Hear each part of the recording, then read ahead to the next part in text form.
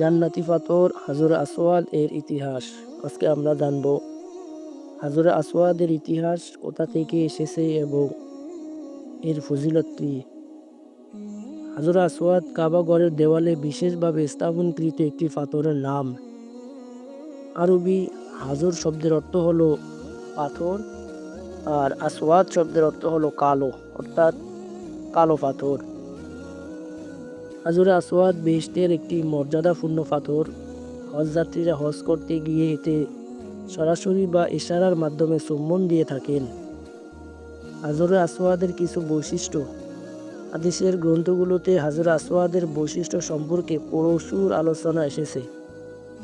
রাসূল সাল্লাল্লাহু আলাইহি ওয়াসাল্লাম বলেছেন, হাজরে আসওয়াদ একটি জান্নাতি পাথর। তার রং দুধের চেয়ে বেশি সাদা ছিল। কিন্তু আজকে আমরা যে হাজরে আসওয়াদ পাথর দেখি তা একেবারে কালো। তো সাদা পাথর থেকে কিভাবে কালো হলো?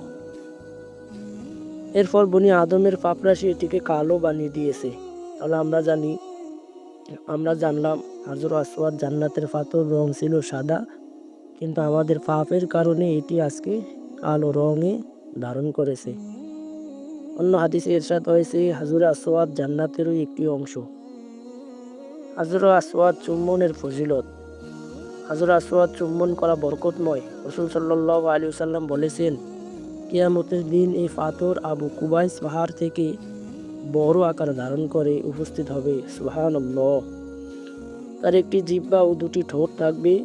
বাইতুল্লাহর জিয়ারতকারীরা, অর্থাৎ যারা হজ করতে গেছে, তারা কে কোন নিয়তে তাকে চুম্বন করেছেন সে সম্পর্কে কিয়ামতের ময়দানে তিনি বক্তব্য দিবেন। সুবহানাল্লাহ।